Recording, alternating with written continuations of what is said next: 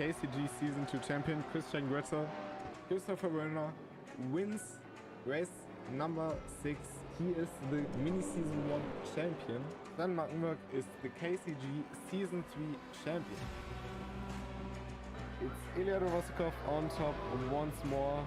Mr. Haribo himself is gonna win this race tonight. Marvin Battenberg comes in second to win over his brother by 1 single point. Strong Firework was absolutely dominating today. And Florian Arendt comes across the line. Colin Blankenburg comes out of the final turn.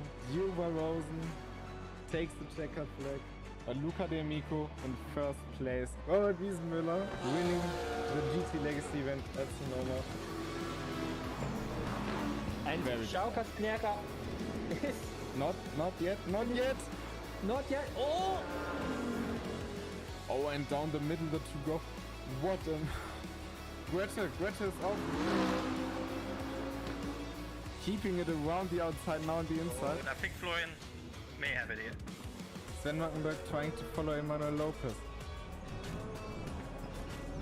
Oh, following music control.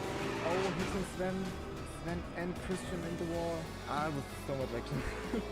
Is he going to be able to make it around the outside? What an overtake by Sven Markenberg. Can Marvin Markenberg overtake Robert Wiesenmüller in the final lap? because Christian Kröte has to defend here against the Lotus. Fucking it, and now Frank von Roos alongside for the left-hander. Oh, double side by side.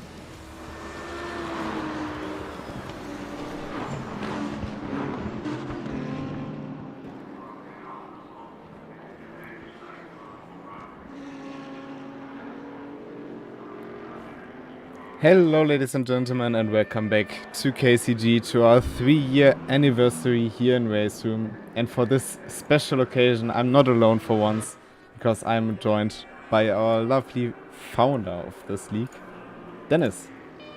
Hello, I'm awakened from the dead. Yeah, pretty much. It's been a while since I commentated on a race. It's gonna be interesting. I'm a bit out of the loop with Race Room, but commentating racing is probably not too difficult. I mean, it's pretty much what we started out with 3 years ago on this Exactly. very track with those cars. It's the old generation of GT3s. There has been quite a few new cars. I assume also in Race Room coming. I know the Ferrari. Is there something else that came to the M4? Yeah, the M4, you had the R8 Evo 2. I mean, we still run the Evo 1 in this race, which is, for example, driven by Luca D'Amico, which came out in 2021. And then you now have the Evo 2. In general, so many new cars. Of course, we have the GT Legacy series, which runs even older cars, which we had 3 weeks ago in Suzuka with a heck of a battle between Luca D'Amico and Colin Blankenburg. Do you still see those cars driven in Race Room? I assume not. The Not Porsche really. 992 also. Yeah, the It's Porsche Race Room, 992, of course. Yeah. I don't think that the only car that you see sometimes is a Corvette, as there's no newer Corvette generation currently in the game. And I mean, also in real life, the CA GT3 just came out like this year, I think, or 2 years ago. Yeah, I don't think it's out yet. Or it's been driven a few times in Daytona. Yeah, I mean, they just recently changed from GT to GT3, right? Yeah. And yeah, the Evo 1 you see here and there sometimes, but I mean, you will So not... nobody should have an advantage with experience in those cars. Of course, they used it so often lately. No, I highly doubt it. Especially since most of the cars are actually not featured in GT Legacy, as they are too new to feature in that one. And they would just crush the competition. Except for Władysław Pietkowski, who is still holding on to his roof. That rear wing is small. It actually is, but also that rear axle is damn right. Looks like a GT4. Indeed. Haribo livery. But yeah, the track, of Right. course, Silverstone historic, as we've run it on the 6th of May in 2021 for our first race. 3 years, almost Yeah. exactly on the dot. Pretty much. And the race itself is also going to be, as in the old days, with a lapped counter and not a timed counter. And the same distance as well. The same pit stop rules. We even did the manual rolling starts, which we have done for, what, 2 years now, I think? Oh, it's just standing starts. No, it's the rolling starts we had back then. The automatic rolling starts. Oh, okay. I thought it was bugged for some reason. I guess it's not anymore. No, it's not. And the cars that are available for this race to drive are all the ones that have been featured in Season 1. So, for example, the AMG GT3, the old one. Of course, that's been driven by a few drivers. The M6, where it's an evergreen. Same goes for the Corvette. Very popular car. Yeah, back in the day. M6 and Corvettes were pretty much a meta as well. Sure, you had the odd Audi, Porsche, and Mercedes in between them, but rarely. And then you had, I remember Pavel Bogdan driving the MP412C, I think it was. I think it wasn't even the 650S, which was very nice to see because it has a good change. That was a hard car to drive. Yeah, indeed. Now, how many drivers do we have today, and who is actually in the race? Well, Tell me about it. As we have the 3-year anniversary of the first race, which had 15 drivers, and it's not planned or anything, but you can have 15 drivers, which is very good. The to same see. ones. Yeah, that would be cool. Should have asked Christian and all of them. No, I don't. I haven't heard from him in a while, so I'm not sure if he would been up to do that. But yeah, of course, you have a lot of different drivers. Some new, some old. We have the Mackenbergs in here who are in pretty much every race they can attend. And also Marvin, of course, being in Season 1 and Season 1 Weiß champion. Well, we shouldn't even start mentioning how many Weiß championship he has, because he's been Weiß champion a lot. Yeah. So he's basically Leverkusen of KCG? I mean, he's Season 1 Weiß champion, Mini Season 1 Weiß champion, Season 3 Weiß champion. That hurts a bit. But of course, also Sven is in this race, who's currently in 5th in the Bentley.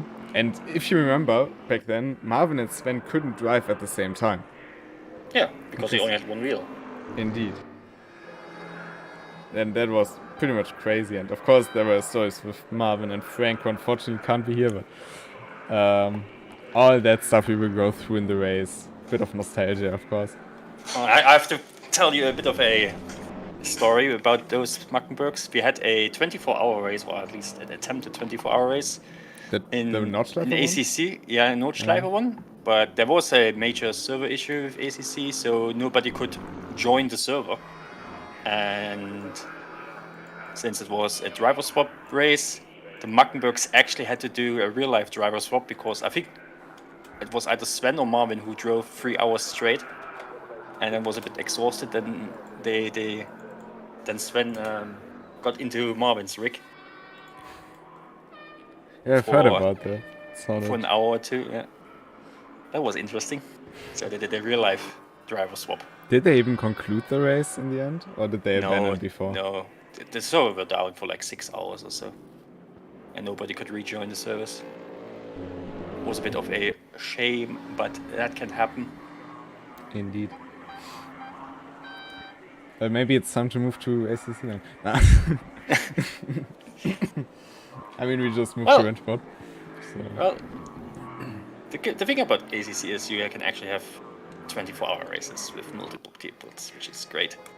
Indeed. That's like the best thing about the game. But we are today in the race room, right? At Silverstone. A special Silverstone layout, which is really not used at all, is with the last chicane of the F1 track. It's basically normally a tight chicane, but we are using a fast chicane version. And I see a lot of Audis off-tracking all the time. Well, Master Löcken, in the past, not always the most confident with the Audi, but on the other hand, it's nice to see him use it in some way. But yeah, of course, they have a lot of race tracks in Race Room that have combinations that are just not used. That's also a great thing about Race Room, having multiple layouts for tracks. Yeah. Silverstone. Do they have the short Silverstone layouts, like national and international? I think, yeah. And actually, I have a funny story about layouts, since you also talked about ACC. And we have only 4 minutes in qualifying left, but That's only Well, side quest. we'll see the standings after a while. Indeed, but it's looking very close. Luca de Amico up front and only Martin Maggenberg and Colin Blankenburg 2 to 3 tenths behind. And also 3 different cars. Well, basically 4 different cars in the top 4. However, you know, I've been to the Sim Racing Expo with Wrenchboard last year. Sexpo. Yeah, indeed, because it was in my hometown. And yeah, indeed. Yeah. I'm not proud of it, but I got asked to go, but it was a bit of an awkward day. It was like 2 weeks ago, right? no, it was was quite last some. year? It was last year, end of last Oh, year, summer. I mean last year. Okay. Actually, I met Actual Vision there. He was like, "Hey, I know you."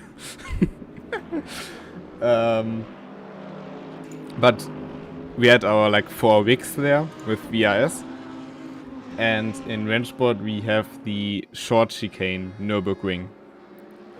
And you immediately saw who came from ACC because they were always driving the fast chicane. And they were like, that's not the track.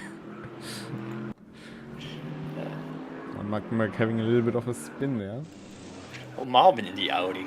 Wait, the pink Audi, who drove that in KCG the first season? Someone drove that. It was the cleanest driver of season 1. I know we had a lengthy discussion about that toward that point, but it was Jonas Pauen. Unfortunately, he hasn't been seen in racing for quite some time, but was a very great guy. And it was very good to see him do well later on. Right, yeah. Definitely some memorable liveries used. Indeed, we also have Roxy B, for example, in the Autobox livery, which was used by Laurent the Wasp in this very race.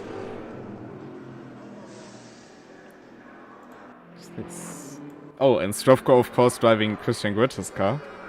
Yeah, he won the championship. No, wait. Season 1 was won by Ilya. But Oh, I right, think yeah, race Ilya joined 1, late, yeah. I think race 1 was won by Christian Goethe, if I remember that correctly. Yes.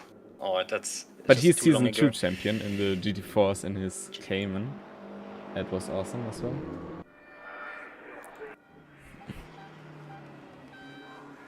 But yeah, it's really been a long way to come here, but also at times it looked like KCG was not gonna continue, to be honest, but at the moment, with all the support as well, it's great to see. There has been a core people still driving this sim, and at times it's a pretty good one. It has a very nice variety of cars and track selection, so that's a major plus. Also, how does the pit stops work now? It's You have the same as you have back to- then, actually. Yeah, That has never changed. I just don't remember. You know, I'm old. No, I mean, if you change just 2 tires, for example, Yeah. rears, could you do that and save some time in the pits? Or is Yeah, that- you can select either fronts or rears or both. You have to change 2 tires in this race, so I think most people will change 2 tires because the tire life is pretty dang good. I remember me and Colin doing a 2-hour Bathurst on 1 set of tires. Also the Maggenbergs and the Mustangs, for example, in the KCG Bathurst race, which was also 2 hours. Right, so we have the standings now. Just let's talk about that before we Maybe, yeah. go on. So But we have Luca, 5 different P1? cars in the top 5 and all fairly close together and within 6/10 of each other. and I've heard that Colin didn't do any laps and he's still P3, which is impressive. But Luca on its own, 3/10 almost ahead of Marvin and Colin, and then Sven was in the Bentley. Right? Yeah, he was in the Bentley Roxy B in the BMW, best of the BMWs.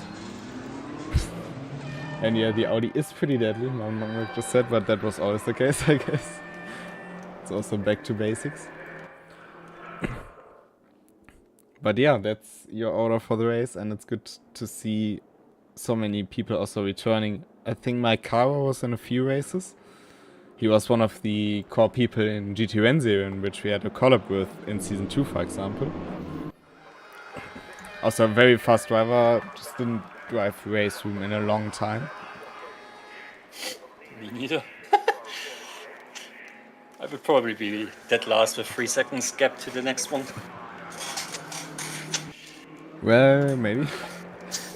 But to be honest, I think for me, race room has become a lot more intuitive in terms of, because I'm not driving a lot anymore. I just don't find the time to drive in a competition. Oh yeah, right. It's the first. Oh, I was losing it there over the curb. Bit of a crazy. Interesting. But yeah, Mike just saying correctly. It's his first race in KCG, but he has been in a lot of races associated with it. As said in GT01 series. So this is the yellow Audi, probably the car to beat today. Might well be. Luca D'Amico is a very strong driver in a very good car. I think we will see pretty much a sprint fight between Luca D'Amico and Colin and Sven and Vokus all being a bit stronger later in the race. Because they may be able to change front tires. In the Audi it's very deadly to change fronts. You can pull it off, but it's very hard. Oh yeah, I remember if you pit late, then that's gonna be very awkward with your tire differences in the rear. So you have a very unstable car. But I also remember that at Suzuka, for example, João Castanheira was changing all 4 tires in one race, or was it the other way around? But the strategy was always a bit interesting what you do, because you can do both and do well, or not so well, you never know. It's basically your choice to make, and it does make a difference. It's still the case in some form. Because in the GT Legacy race at Bathurst, which I was talking earlier about, Marvin and Sven, both in the Mustang. I think it was Marvin who didn't change at all, so he kept his old tires on, just refueled.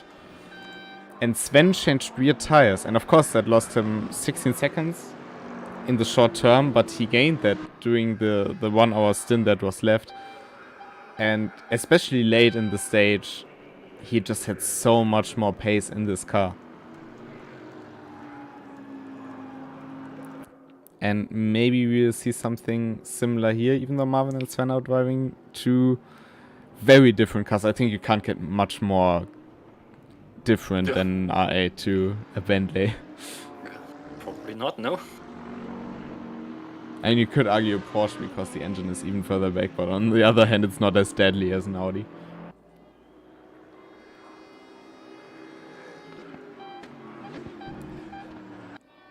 Didn't you drive the Audi back in the day as well? I still do. So I'm still very satisfied. I don't think I tried a car. Well, I now moved on to the Evo 2 as well. So Well, obviously. for obvious reasons, but I mean, it does very well in the Daytona 2.4 hours, for example. I was very happy with the car. So Are there still the race room events? yeah, indeed. And there's also one coming up somewhat in the future. So keep your eyes out for that one. I can already tell you that. But if I can just check real quick what my actual position was, I can tell you. Haven't driven any big competition in a long time though. Just some races here and there on Ranchboard.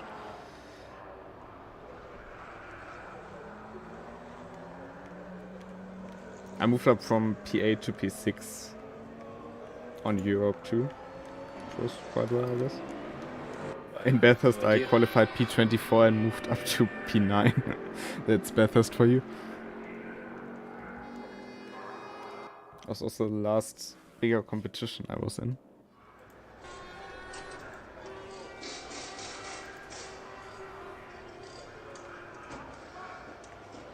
Alright, so warm up over. We are about to grid the cars. And then rolling start into, is it Cops, right? Yeah, indeed. Historic layout, of course, starting on the opposite end of the racetrack. Hopefully nobody's taking the wrong pit lane. Well, that would be a good thing. May have happened at Spa to some people, I think. That was a very tricky one, because of course Spa and Spa Historic are pretty much identical, except for when you go into the pit lane. Yeah, the pit lane in Sterile was after Last Wars, right? Yeah, indeed. And there we have them now rolling onto the start-finish straight. 15 cars. Ready to go racing for 31 laps, around 1 hour 10 of action. Yeah, a bit less than that, I think, but... Do you want to have the honor of saying your things? And... Lights out, and away we go here into T1, and Marvin tucking in behind Damakio, taking T1. Oh, there's a bit of contact in the mid-pack. I think Reiter dropped down a bit. It seems like so far we got through cleanly, but Colin Blankenburg... Colin through to P2. Got past Marvin here, early on in the S's, I think. Oh, and Marvin going a bit wide, taking the Agrarlinie. Yeah. Say. Someone's dropping back. That's Marcel Löcken in the back there. Probably taking a cautionary first lap, and the full black Corvette here. Maikara. Started last as a tactical, tactical decision from him, as he said in the chat. Up to P13. Using track limits once again. When that comes up, is there a time penalty already to be served, or is that just... No, we handled that pretty much like we did back then. We will look at the incidents and then either send them to report. It's not an in-game penalty, so in-game penalties are off. Even though the gift back time should be enabled there. Diving there down to Zitska. Bit of contact, bit of wrapping. Supposed to be abusing track limits here.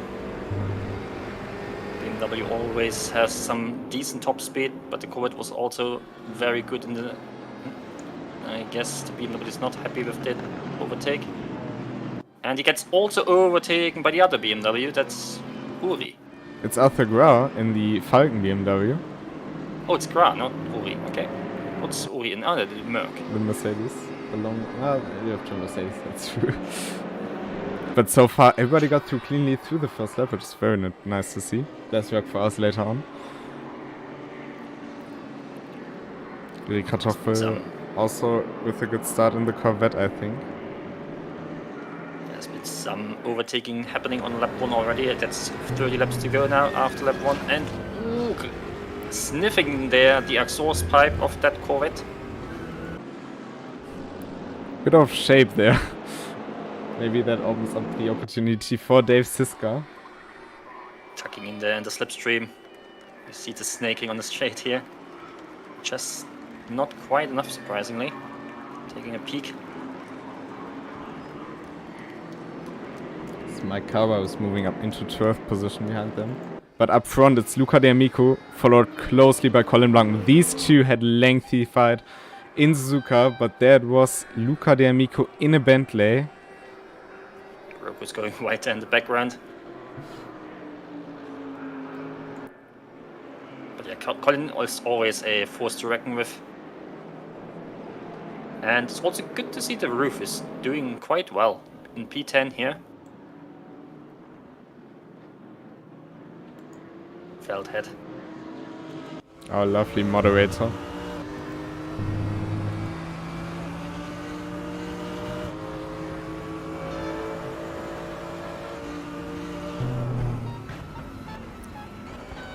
Colin Blancmore and Luca D'Amico, of course, both with very respectable wins in their respective classes and races they did in KCG so far. D'Amico going a bit wide there. You can also see the different lines they take. Not sure if that's driver related or because of the car. Since perhaps both. Since the AMG is a front engine car and the Audi is a back engine or mid-engine. Yeah, but very, very deep in the rear of the car.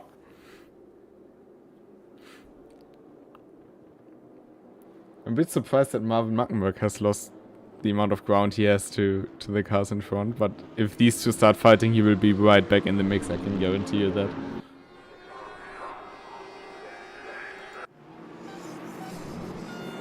The Some abuse of track limits here and there.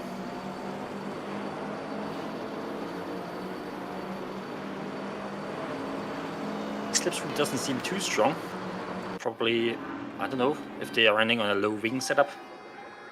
Also, the straights are not too long in this layout, actually. You don't really get to... In general, Silverstone doesn't have the typical very hard braking zones some tracks have. True.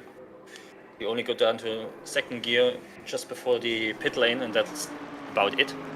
Otherwise... Oh, the infield is also quite slow, but not really an overtaking spot.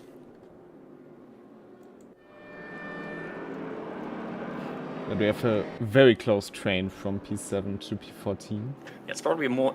Oh, Colin's fighting with Luca at the front there. That was a bit... Oh, just in the timetable probably a change. Yeah, that never really changed in all these 3 years of the timing table. Sometimes is not the most accurate, but Althegra now very close to Riccardo Rebello, of course, someone who's also been in this league for a very long time. Taking a peek here, probably committed to the overtake. Just not quite enough overlap to put the nose in. Have to be a bit more careful not to ram off the car ahead. Easily done. But it looks to be everyone's race in this pack. Oh, he's also a legend of race room. Indeed. He's been on the sim for years already. Also, of course, with all the communities he's been with, or he's actually led in all that time. Big contribution to the game. Split Room comes to mind. And Master Löcken actually going after my Kara here. Oh, and big drift there here. Massive save. Well done. And it looked cool. He's struggling a bit with the Audi's handling.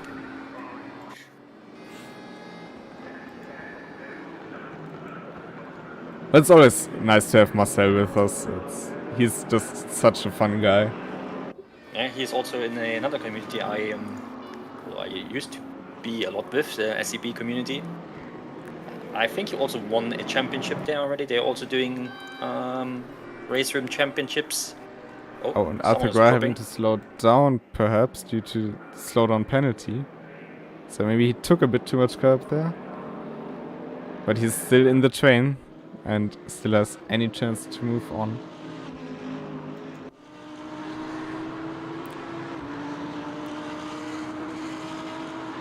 Yeah, checking the SEB championship, there is a race room championship in the GTR2s, and Marcel Löcken won that one, followed by Marvin and Sven Mackenberg. And Radoslav Kwiatkowski stationary. Why is he parked there? That's a good question. It says DNF. Did he just disconnect from the game?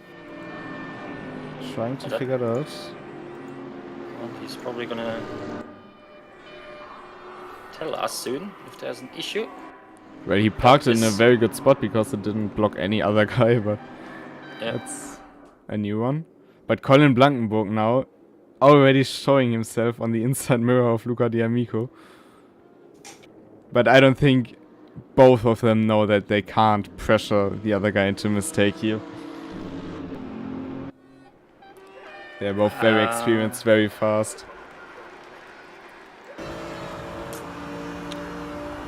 There is a pit window in this race, which is 75% to 25% of the race. Correct. Should be... Oh, Colin Blankenburg still alongside Luca D'Amico now for the inside. But that's a fast chicane, so there's no really big braking zone. They are going side by side. Oh, Luca taking a big chunk of curb there. Defended very well. I don't think it's over yet.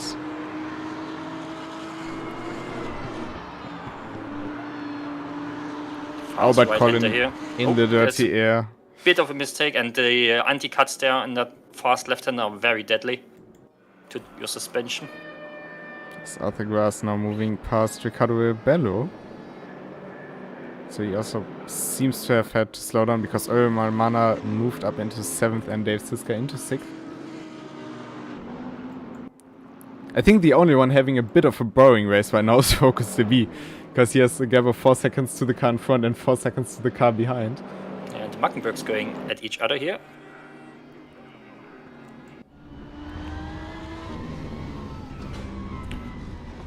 had a 2.4 hour race yesterday with both of them.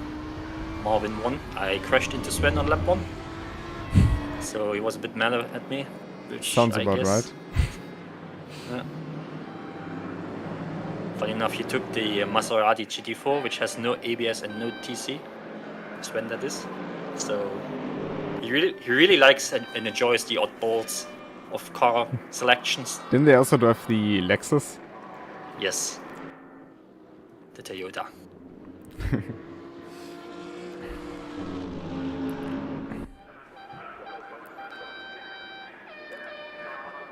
But yeah. Oh, that was Marvin taking the alternative line once again. You can call it the Marvin line. Well, soon we definitely can. As long as the slowdown penalties don't get out of hand for him. Kara moving up to P11 from the back of the grid, making progress here. But now is a quite chunky gap to Kratochvil.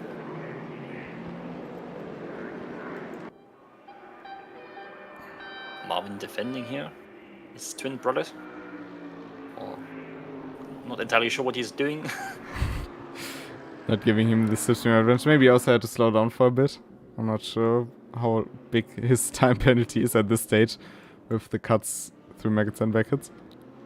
Yeah, probably just Sven keeping the pressure up. Oh, but there's Oh. something in behind. Oh. Arthur Gra was in a collision, Oh. is spun around Ricardo Rebello as well. So these two probably collided entering what is usually turn 1. That BMW didn't look great. It's Timo Reiter, so maybe he is having internet issues once again.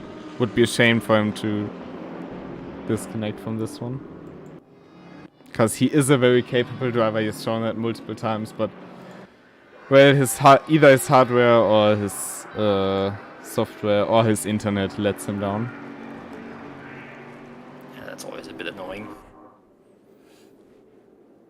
But there's also technical issues in racing itself, in real life as well, so... On this. Arthur And Gra off once more. Maybe he has significant damage on the rear right. That would explain the bit of crabbing we see. Oh, that's unfortunate. He's 3 laps shy of making the pit window. I don't think he can make another 3 laps with a broken car, so he decides to go for the pit stop and do repairs. It's very unfortunate for the Falcon car. Speaking of Falcon, actually the official Falcon Instagram account follows me on Instagram now. And What is this shameless plugging here? come on, what's the smooth transition? I mean, that's pretty much what KCG is about, right? Yeah, shameless plugging.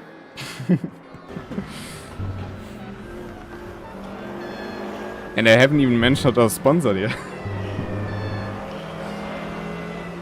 Rich Wallet. NordVPN. And Captain Coffee. I want to give a shout out to Captain Coffee anyway. So, Oh yes, he's been on the race room for 4 years now, I think. I mean, he's working there for, I think, 2 years at this point already. He used to be the associate back in the day. And he, since day one, he's supported KCG and has set up the server now for a long time. And this whole show wouldn't run without him. And Feld had unfortunately a connection issue. Yeah, that looks like it. That's really unfortunate. But The pit window's out now. respecting the blue flags here is already a lap down. So people just are able to pit now for the next about 15 laps or so. Indeed. Deciding when to pit. It's a very wide pit window, so you can decide to go long or short. Oh, I don't think it's worth to do for half fuel tank, right? That's probably not worth it. Still, So you you lose too much time in the pits refueling compared to what you gain on track before. Yeah, so you basically start with a full tank or almost a full tank, depending on your car. I know back in the day the Audi had a bit of troubles to do the 180 kilometers this. But look at the damage on the Corvette. Yeah, I was about to Carduabello say that. also grabbing big time. I think he's just trying to make the pit window now, which is now. Of course, an incident to be reviewed between Gra and Rebello.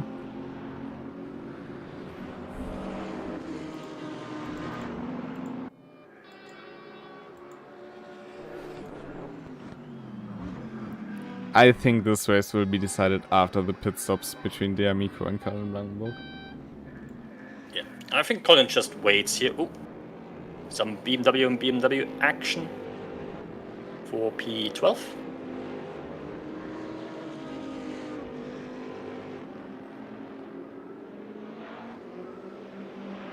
Yeah, that was my GT3 of choice as well back in the day, the M6 in the Timo Glock Castrol livery car, full black. Not full. There was the Oh. big Alpecin banner on the front.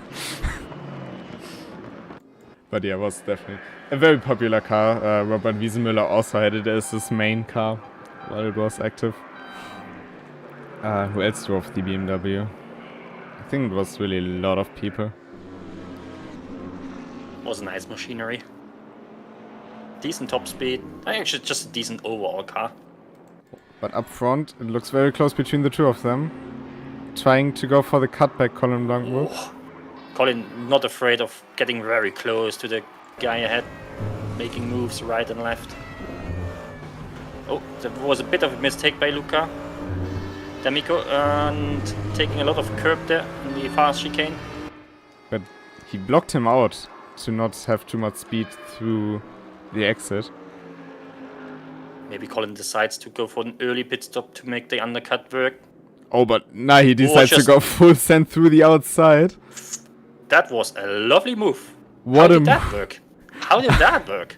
It looked like he just activated a grip cheat code or something. That was crazy to throw it around the outside like that. That should not work. But somehow he made it work. But in all fairness, Luca D'Amico did a similar Hail Melon in 130R. Oh, into and the Colin car. made a mistake. Oh. Side by But side. he's not giving up the position just yet. Oh, that's like That's GT great racing. here. Yeah. Door to door. Both not deciding to go for the pit here. So their fight from Zuka definitely hasn't settled yet.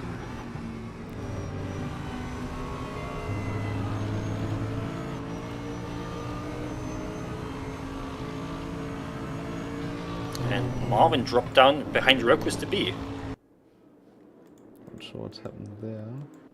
He's actually in the pits right now. That explains a few things why he's dropping down. That's the first possible Moment to come in. moment to pit, yeah. And he probably changes just, fronts. Just That's- changing fronts, yeah. That's very interesting on that car. If you've waited longer to change fronts only, then he has a very unbalanced car.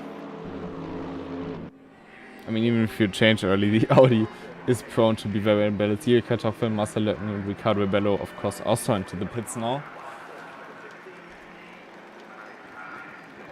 Stovko as well. So basically, most of the back grid and Marvin Mankenberg going into the pits early to go for the undercut. Or maybe Marvin's going for a two-stop strategy, who knows? That would be something really new. But, I mean, maybe it works. Never count it out. No, you mean the front tires, right? Yeah, let's see. You have to change at least 2 tires. And changing all tires is a loss of, what is it, 14, 16 seconds? 15 seconds roundabout, yeah. Yeah. So you kind of want to avoid it.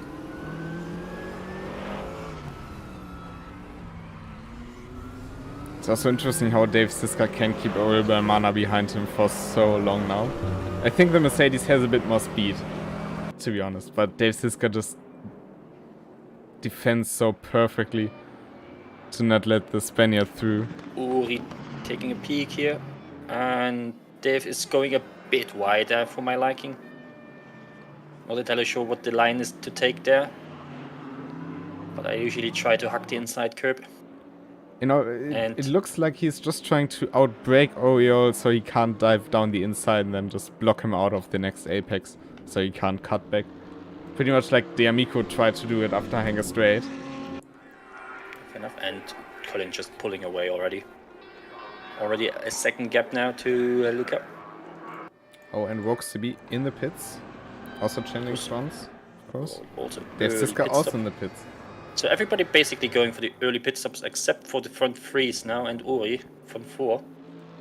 And Maikawa will also try to stay out for long to overcut, I think. With his pace, definitely a thing he can do.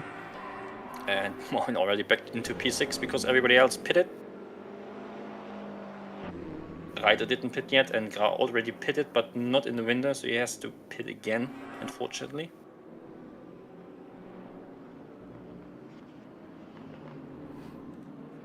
It will be very interesting to have a look on the lap times now for Marvin Mattenberg and Sven. Yeah, Colin with a 55.1 fastest lap. Not sure if that's the last lap or just his fastest. It's just his fastest, because the Yeah, last so lap is a 55.4. Luca D'Amico 56.3, not sure what happened there. He made a mistake. But his fastest lap is also only a 55.5, so he's just about 4/10 slower than Colin.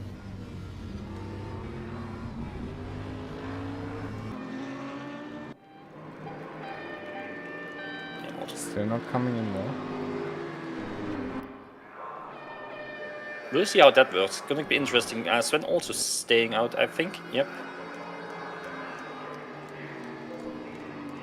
Marvin going for the general strategy here, and the others at the front are trying to do the long run.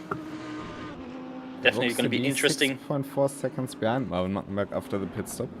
He lost 3 seconds. Oh, and there's Stovko around The MFA. maggots and brackets. Those are the leaders already. So he's now basically a lap down, but the leaders have still to pit, which takes about a minute or so, right? Yeah, pretty much.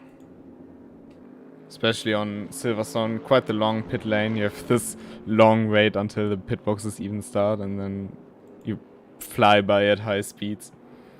I mean, what is the minimum speed for Cops Corner? 150 or something? More. Way more, especially in those cars.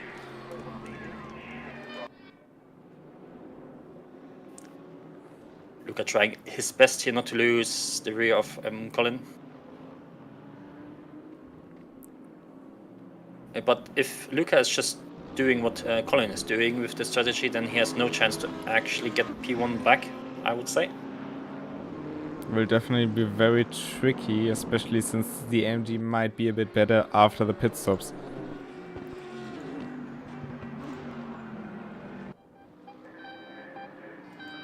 I just checked the result history of Colin Blanco and Luca D'Amico. For stuff like this, the Discord walls are actually kind of useful. And both are sitting on 2 major race wins. Colin Blanco won the GT Legacy event at Brands Hatch GP, the first one, and the Porsche Super Trophy. And Luca D'Amico the Asia 100 in the DPI class and the GT Legacy event at Suzuka. So both are established, great drivers of KCG already, winning multiple races. Indeed.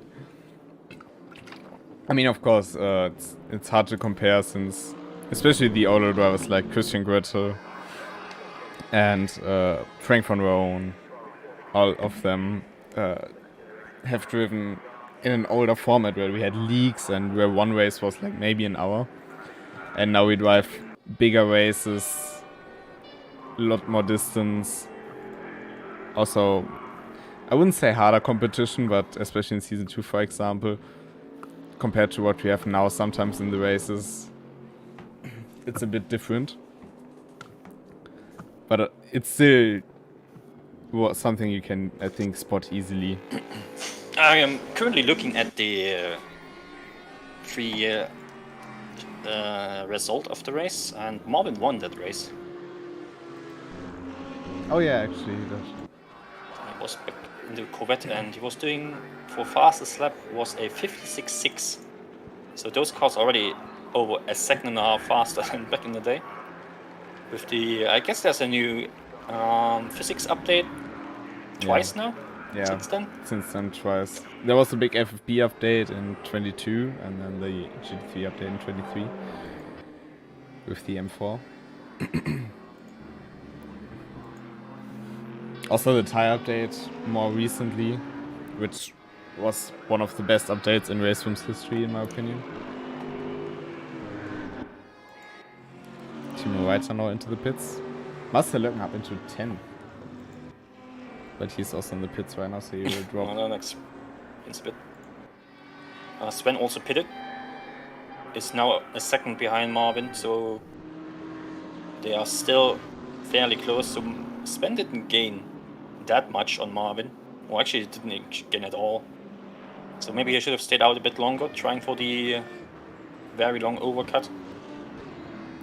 I think the traffic they have in front of them will be very crucial for both of them.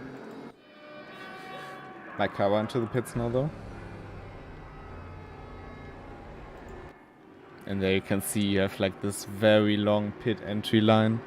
And there you can see Marvin and Sven coming through Africa, also in for his mandatory pit stop.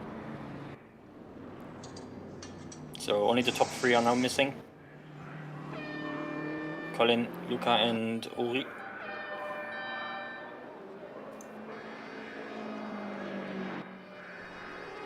Sisk of course going to take 7th place.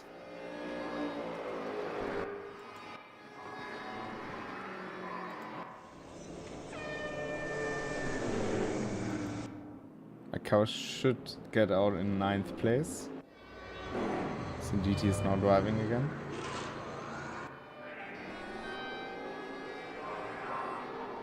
I think what has never changed throughout KCG is the, in percentages, big amount of Czech drivers.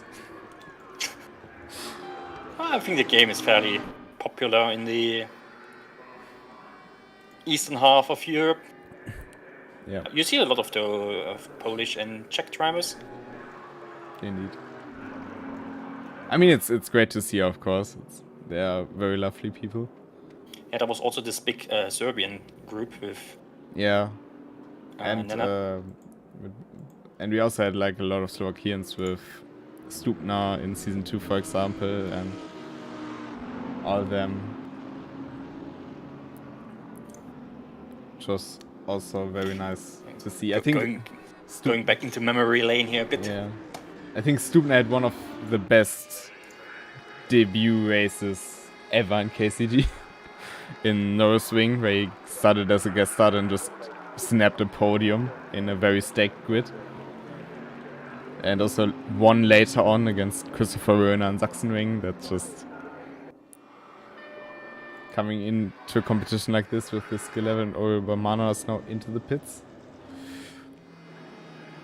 So let's see, will he come out in front of Dave Siska?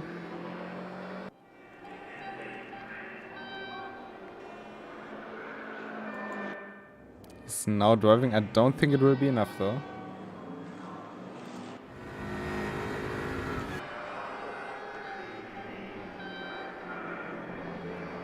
Gonna be interesting to see what the leaders are doing. Uri coming out of the pits here. He lost quite a bit of ground to Dave Siska. Yeah. It's now 4.3 seconds back. When did Siska pit? Was it also one of the earlier pits? He was stoppers? very early in the pits. Yeah. So the fresh tire definitely helped a bit. Also, he didn't have to drive defensively like before.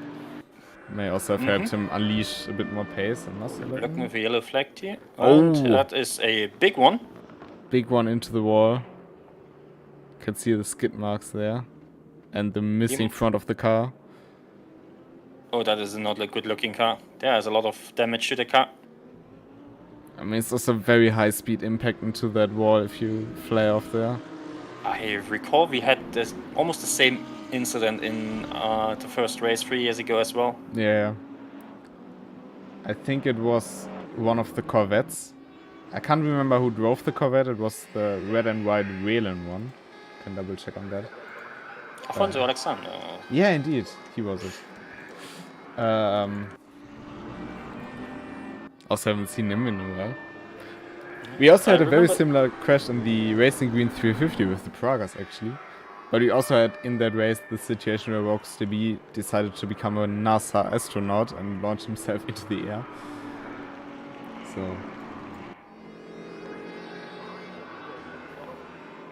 So Luca 2 seconds now behind Colin.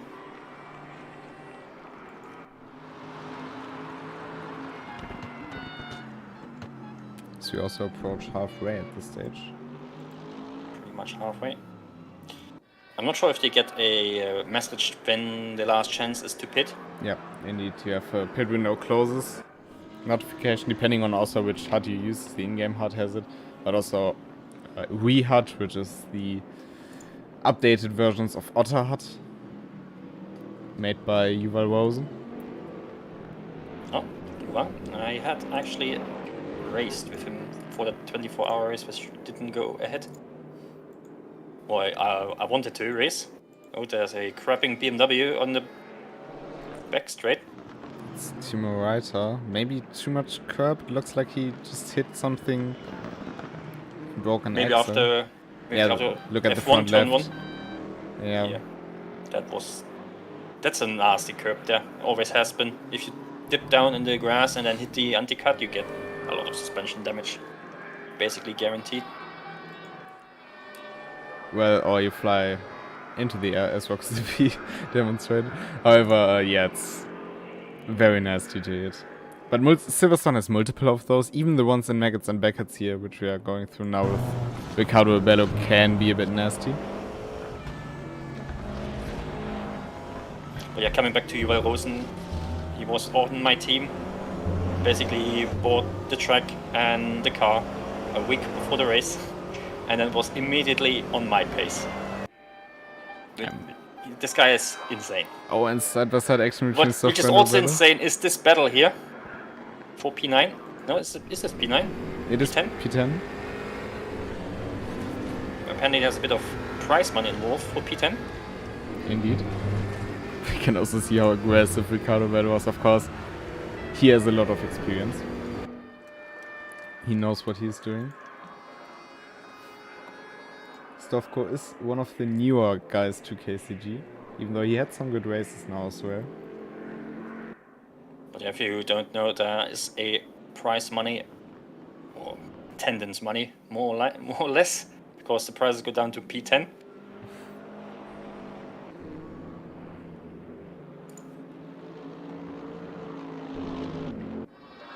Depending on the race, it definitely is attendance money. Just need to finish, and then it's quite guaranteed. Timo Reiter in the pits. Probably repairing his suspension. That's a lot of damage. Just be And stationary for I about 2 minutes. think Luca? Not quite. Oh, he did so pit. He did pit. yeah. So he's going for the undercut, or not technically an undercut anymore at this point. Just an earlier pit stop for the late pitters. And let's see what Colin is doing now. I guess if he wants to play safe, he's just pitting this lap. And if he wants to make it interesting, he's going for the latest moment possible, which gives him better tire life for the end, but also a bit of a unbalanced car if he's going for the, I guess then rear tires? I don't think he will change rear tires on the AMD. It's just too front balanced for that. And Colin is also someone who really doesn't like to do boring stuff. And Timo's saying in chat as well, second time suspension damage, but giving up is not an option. Just That's a the very spirit. nice attitude. Yes. I mean, he has shown time and time again, he is a fighter. Doesn't matter how often he gets let down by his equipment. Still continues to fight, come back stronger as well, as he's now moving again. That was a very lengthy pit stop.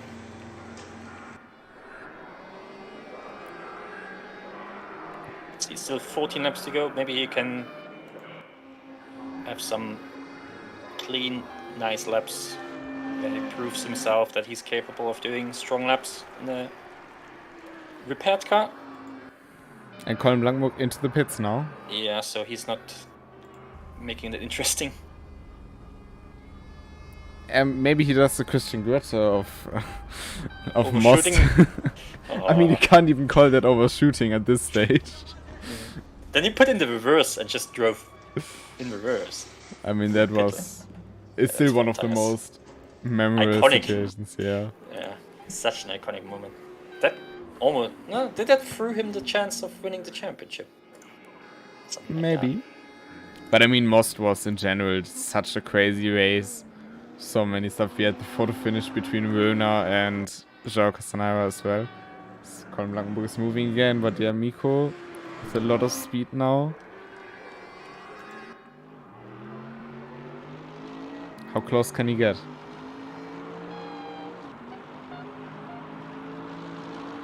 Actually, the undercut didn't game in any time at all. Rather the opposite. Colin Blankburg also putting a banger lap in after another.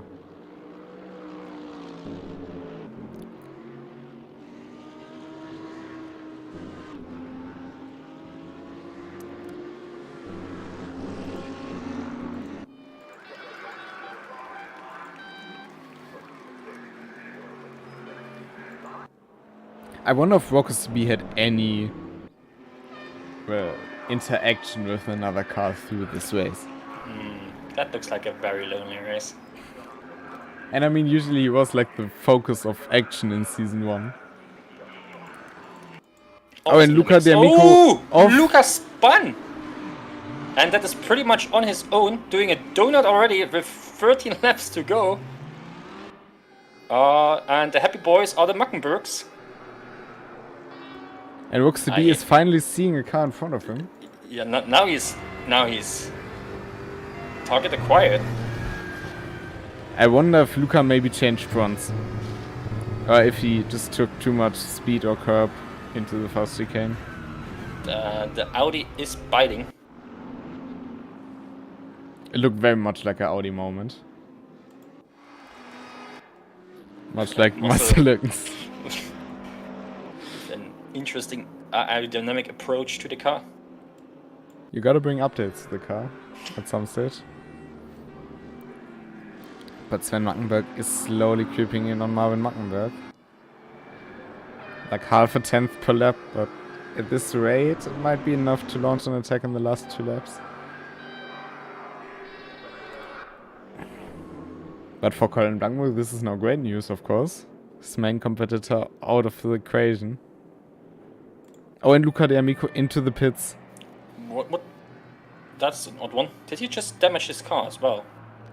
Either that or it's really undrivable with the tire change he did. That's gonna drop him down massively in the standings. Puts Dave Siska into 5th, Oliver Mana into 6th. And now Ruckus to beat is lonely once again. Is it changing Looks like he's both? changing tires for sure. Wheels.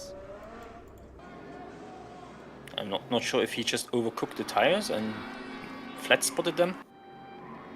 Could also with the donut.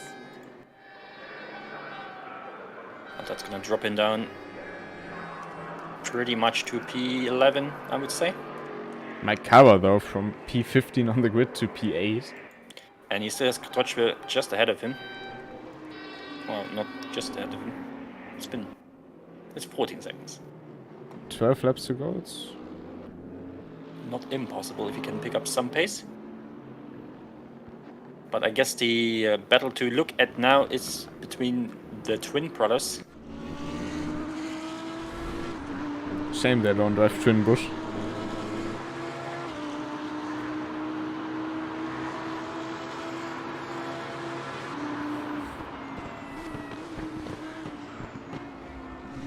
Marvin Muckenberg did a 24-hour race in the Audi in ACC not too long ago, so and the Audi in the other game is also fairly difficult to drive. Well, this pretty much sounds like it's the car itself and not the simulator.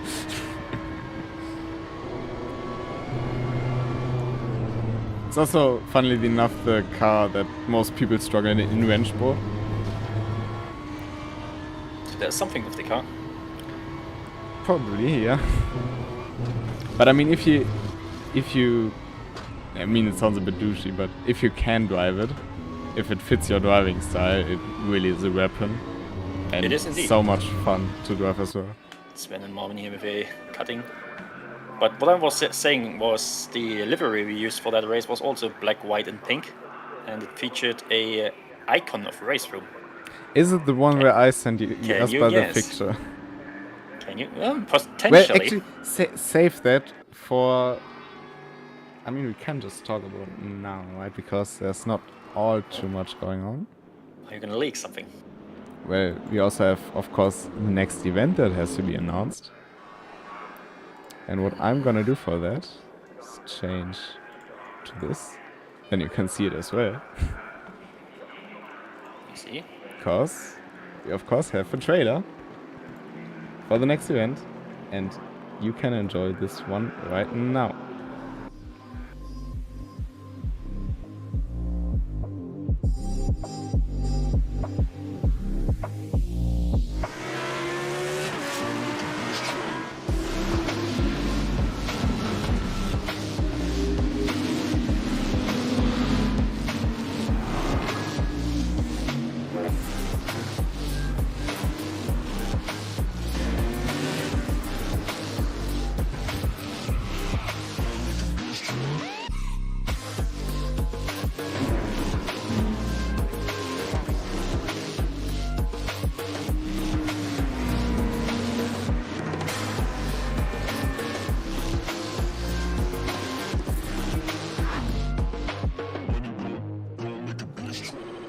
And as we had the trailer, Oyabamana has come to stop. I'm not sure what happened. Just started. Oh, so maybe It looked that like the car looked went like off. that looked like a emergency issue with something real life related. Yeah, either that or something along with the equipment. But that's very How odd. much did he lose? He didn't lose that many positions. Lost He 2 dropped from 6. positions Yeah. around 20 seconds. But going back to the trailer, I guess that is GT2s at Malaysia. Indeed, and of course you were talking about Emilia shift, which Yeah. I already was knowing because Should have go with a yellow Long- flag here. a long time ago Jasper... Oh, is he beached on the curb? Oh, that is not a good position to be. That is on the apex of that corner, and there's Marvin and Sven coming through. That is. Well, it reminds me of Thorsten Leber in Laguna Seca. In the corkscrew, he managed to beach the car. He got himself out. That is a very awkward place to be. I wonder how he got here. That is... I mean, you have to be very precise to land on that exact curb. That is a unfortunate case of unlucky. Also seems like there was no contact between anyone. It's just lost control and then stationary for a long time. Oh, remember Mana closing in on my car to gain back 1 position though. So, what is the standings currently looking at? Colin P1. I can't read the numbers. That's just on my. Well, we have the Mackenbergs 10 seconds behind, fighting with each other. Then Vox to B. Well, since Luca D'Amico spun, again, very lonely. He only had a short amount of time to have fun with another car. So basically, Roko's driving for an hour alone. Pretty much hot lapping at this stage. Dave Siska in P5 at this stage. Yeah, he's having no incidents so far. Indeed. And just making use of the unfortunate cases of his opponents. But I mean, that's racing, so Yes. consistency Sometimes you have is to the key to just- success. Yeah, sometimes you have to just be clean. And Marvin still collecting the slowdown penalties. And Krystall in P6 in the Corvette. Also fairly alone, as we see Lückenhanded broken Audi in P13. Car on P7 now, from P last on the grid. But he is under pressure from Ori. Ori probably going to go for the sniffer here. Very aggressive sound on that AMG. I don't have any sound anymore, fortunately.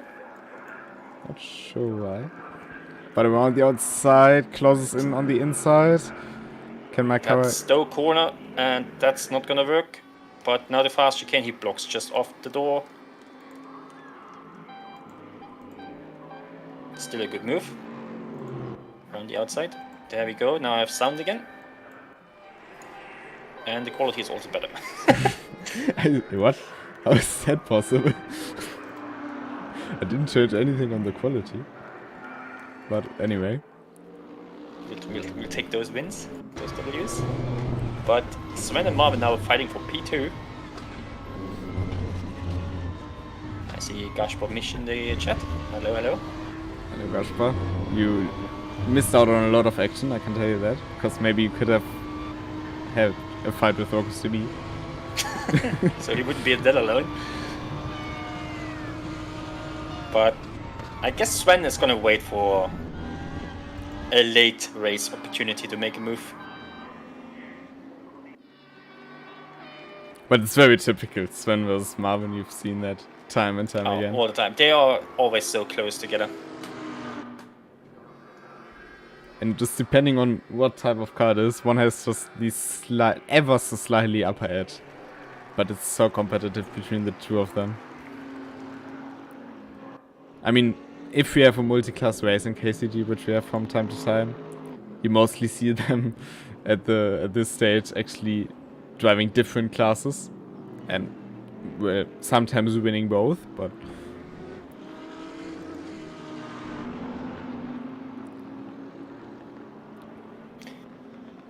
But it's also really odd. I told you about the story where they swapped drivers real life, and both apparently have a massively different setup for their wheels. Yeah. I think they used both the same wheel, but both have a majorly different setup for their wheels. One's driving a lot less force feedback, and the other's driving a lot more force feedback.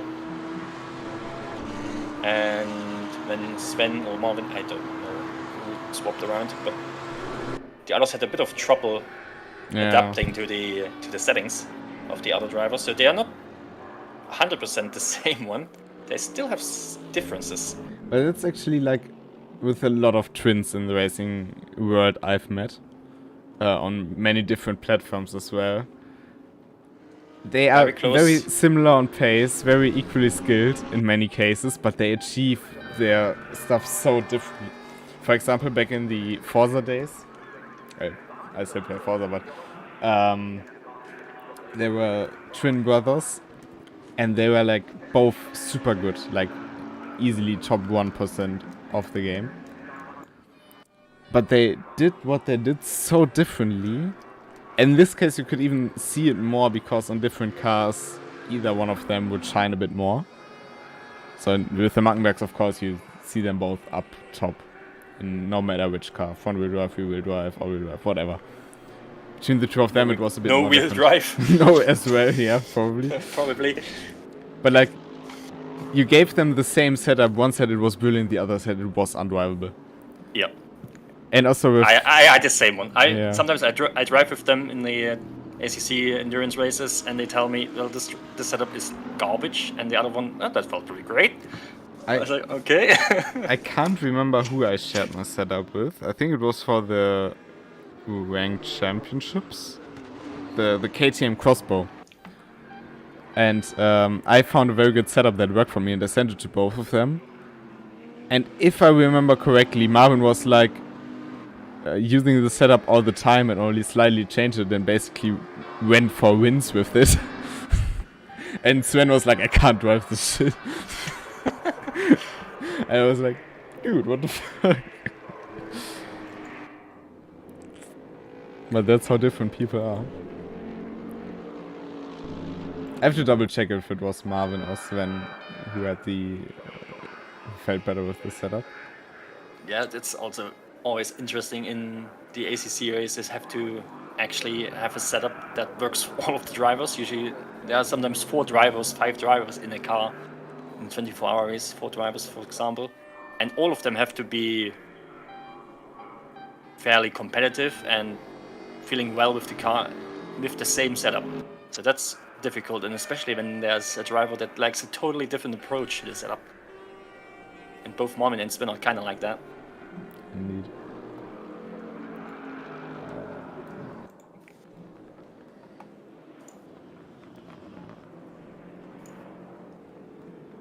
So I've sent Marvin the setup actually.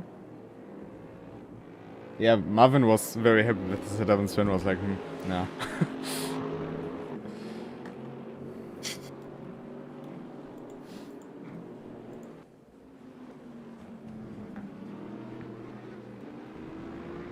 Now if I had like skill in this game, I might have had some achievements as well in the KTM car. But unfortunately I don't.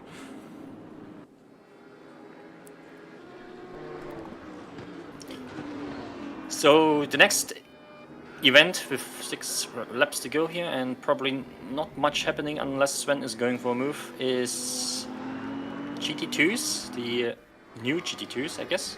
Indeed. At Malaysia, Kuala Lumpur. So what's gonna be the Well, it's gonna be the distances? it's a bit of an in-between race to what we have usually, especially since the GT2s can run a bit longer on their fuel tanks. So it's 1.4 hours. That's actually also lapped distance. It's 40 laps. 36 laps, which is roughly 75 minutes. I wasn't too bad with my 1.4 hours then. Indeed, it was fairly close. Well, it's... is it pretty much spot on? Could be. My brain doesn't work good enough to do mathematics right now, but... Yeah, per 0.33 is 20 minutes, so it's a bit less than... Well, it's pretty much 1.4 hours, isn't it? Yeah, indeed. So, I mean, didn't know. I didn't know that. I have no clue about what Lino is cooking here, so... That's actually true, you have no idea. I don't think we ever used the GT2s ever. No, we Right? didn't. I mean, even Raceroom really didn't work them that much. But since they added the KTM GT2 in the Speed Edge pack, they have now There was a good Dubai variety. race with the car, right? They were featured in one of the... There was also like some feature races on the Nordschleife, but no mainstay. The GTX was featured in the 2.4-hour Dubai race, that I know, but that was pretty much it. Oh, the GT2 was not in there, I guess. No, the GTX was used, so the in-between GT3 and GT4 car. But for the GT2s it will be very interesting, because all 3 cars are so different, of course with the BOP trying to get them closer together. But it's still so different. You have the KTM with less than 1 ton, but only 600 horsepower. And on the other end you have the Porsche 911 GT2 with 700 horsepower, but also 1.5 tons. It's very different kind of racing. I don't know how is it in Sepang ACC? also a track the GT2s. I don't think there's a KTM. No, there's a KTM. There is yeah, a KTM, yeah, but like, There is a did you KTM, race them yet? I drove the Audi because I like cock and bolt watcher. Fair point. But the Audi feels great. I actually joined it. Muscle off again. I joined a championship, like a random one, small league, and I basically won that league, but just couldn't go. Nice. But there was an LFM race when on the day the GT2 came out, and I was running P6 there just behind James Baldwin. You may know that guy. I may have heard of him, yeah. May have Actually, another shameless plug, he reposted my story. No, just kidding. But, I mean, in racing the paces are very different. Not necessarily the lap times, but how these cars achieve said lap times. It's very different to, for example, GT3, where you are fairly equal on each sector of the track. But yeah, race room has the Audi, right? And what else? Do you have the Porsche? The Porsche and the KTM. So But they are doesn't missing have- the yeah. Maserati and the AMG. Indeed. But I think Lambo, I these guess. these three cars are already different enough from each other to make it interesting. To make it different. I guess the Lambo is also missing. Is there a Lambo GT2? I only know of the Super Trofeo and stuff, but I think they have a kit to make a GT2 eligible.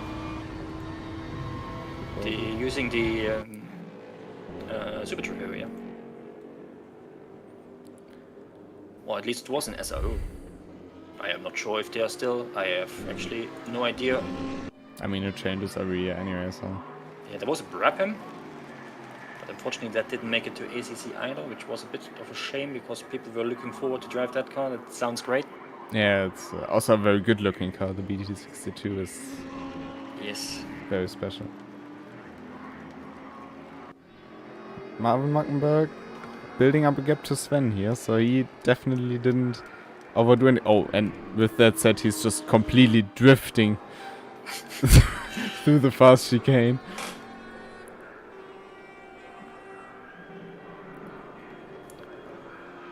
Trying to get a list of sometimes a bit hard to find any GT2 seasons, current season, there we go. Yeah, they are at Paul Ricard, Misano, Spa, Hockenheim, Monza and Barcelona. Maserati is used, Audi, KTM, Mercedes, Porsche. So no Lambo and no Brabham. But we're going to Sepang, which is also a free track, right? Indeed. It's not a completely free combination, of course, but it's a free track. It's also, I think, fairly underrated, but still popular track. If you ask people about Sepang, they're like, oh yeah, good track, but if you're gonna ask them what track will we race on, nobody's gonna say Sepang. That's just... Yeah, I know that I don't like the track too much, but that's mostly because turning right and then braking for a sharper right-hander just before the back straight is just not my jam. Like, I feel like that's my worst type of corner. Indeed, I also struggled with that a lot. Yeah. But otherwise the track is alright. Let's see who is gonna join us. Probably there's gonna be some prize money involved as well.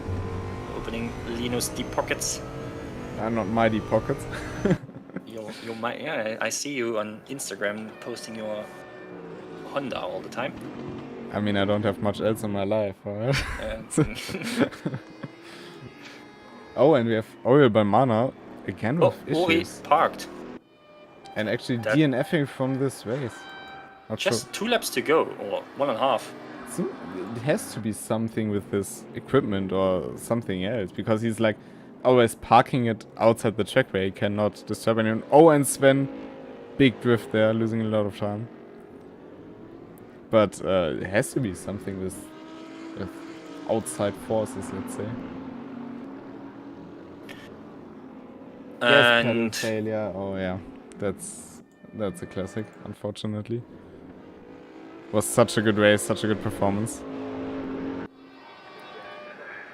Oh, but Luca de Amico very close to Mike Kawa here, as we are. this is going to be a move for at least recovering to P7 for Luca. I think he's trying the outside move.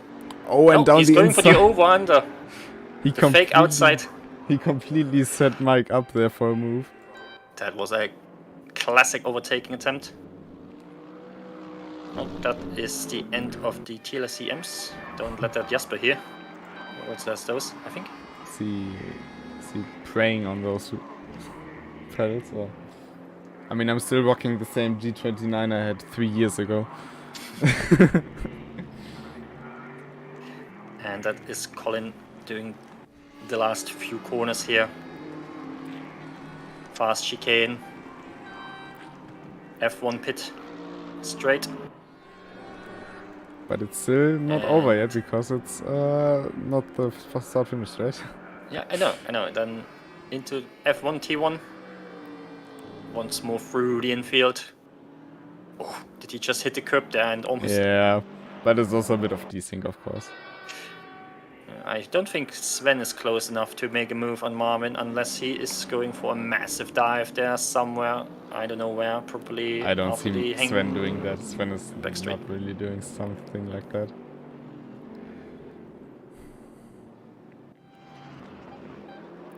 Touchville gaining on Siska. But that's 2 seconds. I don't think he's gonna make that happening.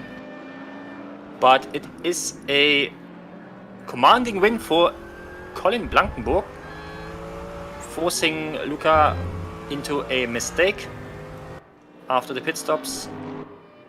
So he just comes home with another KCG win. Congrats to him.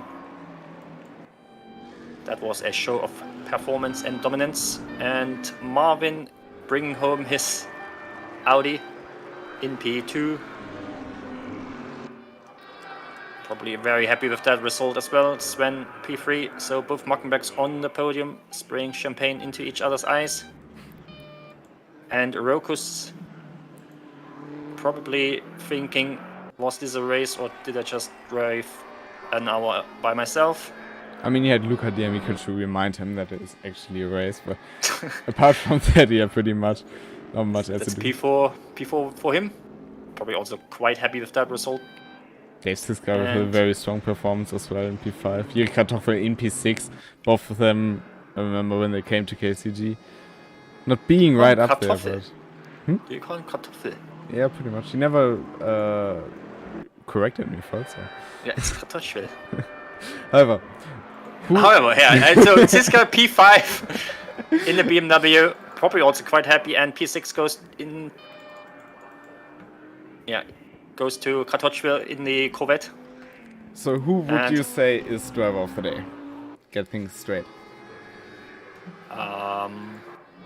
I am gonna say Timo Reiter, because he had a massive issue with the crash and pitted early on. I had to pit again, right? That was double pitted. And he still did not DNF, didn't give up. It's actually close behind Löcken. And I was about to say, is he actually gonna get Löcken here on the last corner? No, I don't think so. But for that mindset... Oh, and he's actually gonna get him. Are they gonna do a photo finish? Indeed, they will do that. Very nice by the two of them. But good mindset has to be... No, they were a lap apart. Sure? It only says one lap apart. Yeah, they were a lap apart. However, I think just finishing the race, despite being 3 laps down, is also a accomplishment. Not giving up. There you have your final results. Colin Blankenburg up top, followed by the two Mackenbergs, Vox DB and Dave Siska. Then you have Jiri Kartoffel. Kartoffel, yeah. Kartoffel. I'm getting there. Luca D'Amico with that unfortunate spin and having to... But still P7. That's very respectable. Mike Carra starting last and ending up P8. Yeah, he was very nervous about the race. Yeah, indeed. So not a bad result, P8. Nothing to be nervous about, I guess. And we are kicked off the server. As per usual. However, we still have one more announcement to do. But do you first want to recap the race, recap maybe KCG as a whole, from what you can recap? I guess that was a throwback from the past. Definitely was worthy of an event like this. Very, very happy to be back in the comm box. Usually when it's not on a weekend, I don't have that much time to do those. So I'm not sure when the next event is going to be. I may join that in the comm box if you want. If you want to, sure, you're always welcome. I have to check the schedule, but I definitely wanted to do this anyway.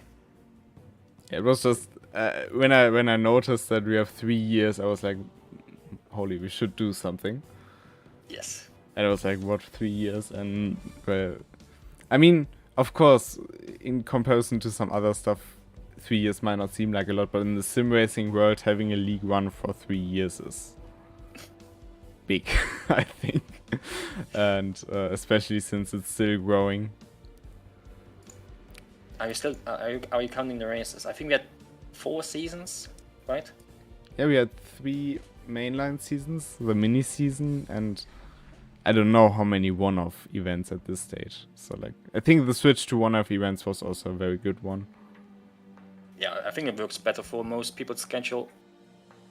Also, the community is not particularly big, where you can have a long-ish season and have a good attendance rate. So yeah, especially brings a lot of variety, and the strong point Yes. of Race Room is simply the variety in content. I think we found a very consistent thing with the GT Legacy, which is always popular. I mean, old GT3s always go. Say a good change from the modern GT3s. But having the oddball in between, now with the GT2s in 3 weeks, and what did we have before? We had Pragas at some point, we had the LMDH, TCRs. Just throw it in there, you know? It's very nice to have that. And the opportunity to be creative with it. However, as we've also concluded the first season of Mainboard just last week, it's time to announce the next one. Because this is far from done. It was, I think, a very good success. And that was the wrong button. I was not meant to hit that one. That's okay. So we have one more league to go. And many others, I think, afterwards. I think it also helps with the rhythm, as we have 1 KCG event, 2 Mainboard events, 1 KCG event, and so on. And I hope you enjoy what comes next, and you will see it right now.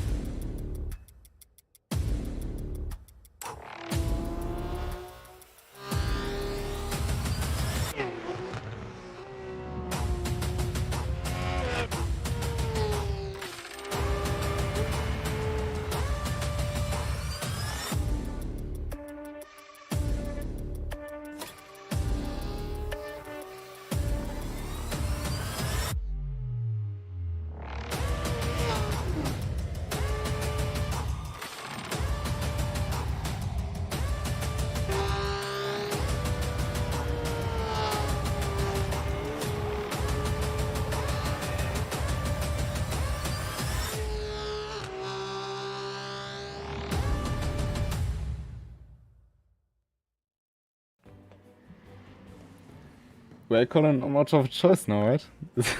It is PK with the Cup Challenge Europe. And of course it's a different game. It's on Mainboard. The next race from event we have announced during the race, but I will also send another announcement later in the news channel for that. And we will drive 4 races across Europe in the PK with a more sprint-like format. So high risk, high reward. And I'm very much looking forward to that. So, any final words from your side? Thanks for attending the race, thanks for watching, and thanks for having me in the booth, Dino. Thank you for joining. And see you at Malaysia. Indeed. Until then, Malaysia. have a great time. When is the race? Do you know? In 3 weeks. It's always in 3 weeks, so it's the 25th of this month. Already. Okay. I have a endurance race in 2 weeks, so that's perfect. That's perfect. After the endurance race or something. However, until then, take care. Follow the Discord for more information. And see you next time. Goodbye. Bye, and congrats to the winners.